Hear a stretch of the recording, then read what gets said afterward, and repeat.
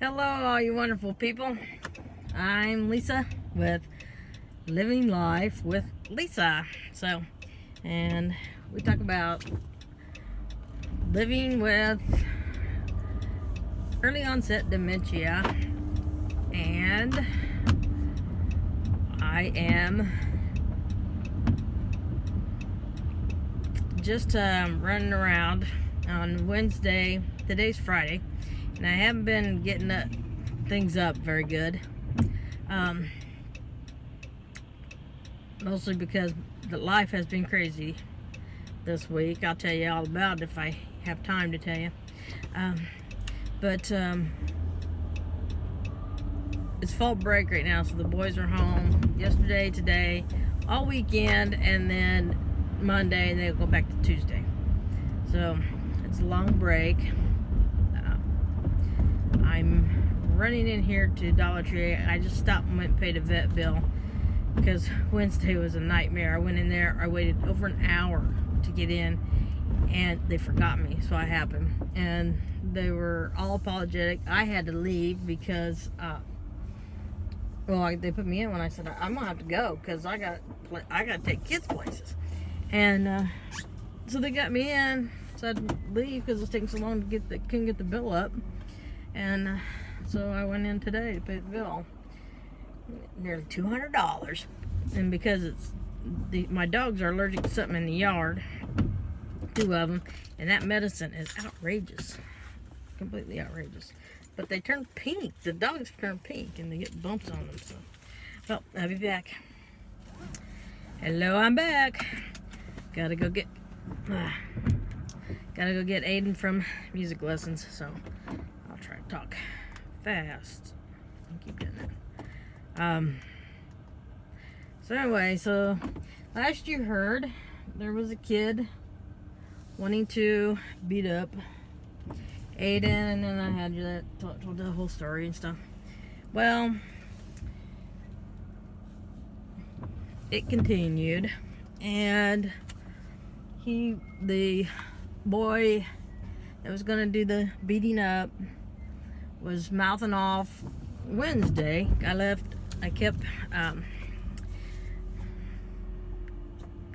Tuesday,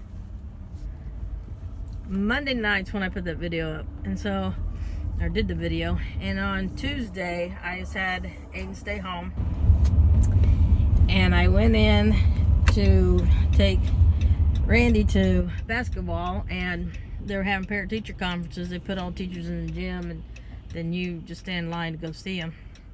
I don't like it. It's not easy for those of us who can't stand for long periods of time or walk for long periods of time. But anyway, I went to a few, and I ran into the principal, and I said, I'm keeping him home tomorrow because he just needs to calm down a little bit. And I said, but, I'm not going to have him scared to come to school. There's no reason for him to live in fear of coming to school. Oh yeah, he understood, blah, blah, blah. So then,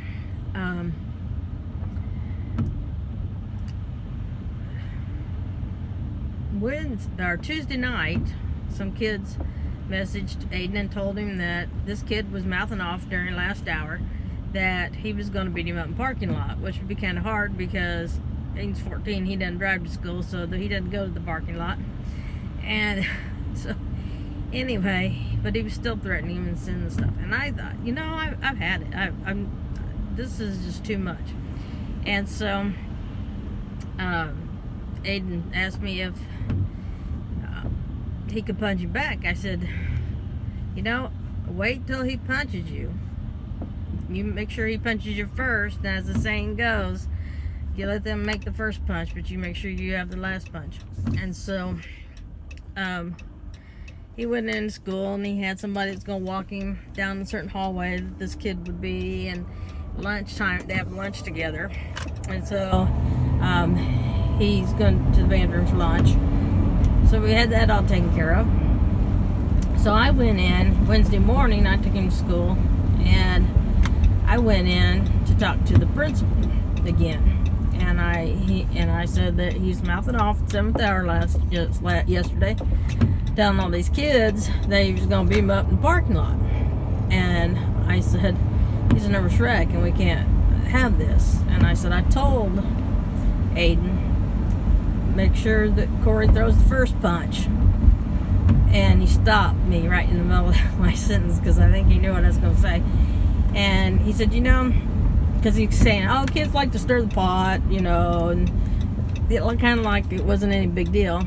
And then that's when I told him that I told Aiden to hit him back. He's not going to stand there and be a punching bag. And I didn't pay for all those years of Taekwondo for him not to use some of it. So anyway, he said, the principal said, well, this has gone on long enough. He's been warned. Fighting automatically puts you in suspension. And he said he's already been warned. We've already talked about it. If he fights Aiden, he's going to be expelled. And we're going to move towards expulsion.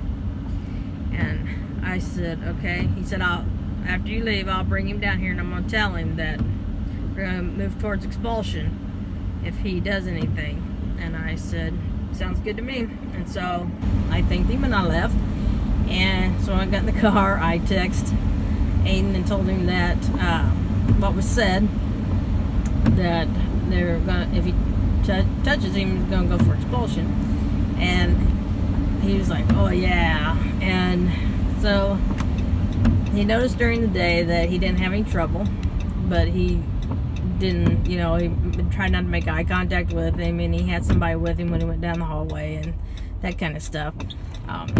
And he was still a little bit nervous. And then a kid messaged him today that is in class with the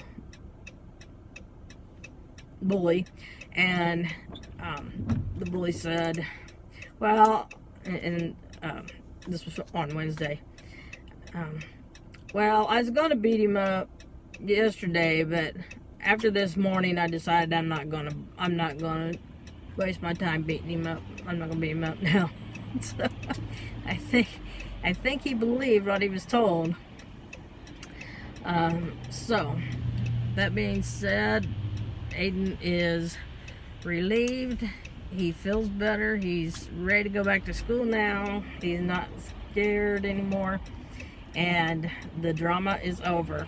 And Randy made the basketball team, and so he wasn't so sure he was going to make it.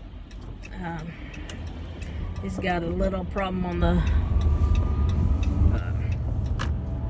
vertical. He's vertically challenged, much like myself, and so he wasn't sure whether or not he'd make the team, but he did. So he'll be doing basketball, and he can go to school peacefully, and let's just hope we don't have any more dramas with Jesse. I went to parent-teacher conferences. Everything turned out all right. He squeaked through that much trouble, and said they're already doing better this screening period. So, and then on Wednesday, as if there wasn't enough going on, the dog that had the allergies had turned pink in the face. Well, my Star, the Aussie, her nose was starting to turn pink, and she was doing a lot of scratching. And so I had to take her to the vet, and I've been going to the same vet for almost 30 years. And I had an appointment at 4:15. Went in. The girl said, "Do you have an appointment today?" And I said, "Yes, 4:15." And she said, "Okay." And I sat there, and at 5:20, because I had to have Randy over at school at 6. 5:20, I went around, and I said, "I'm leaving."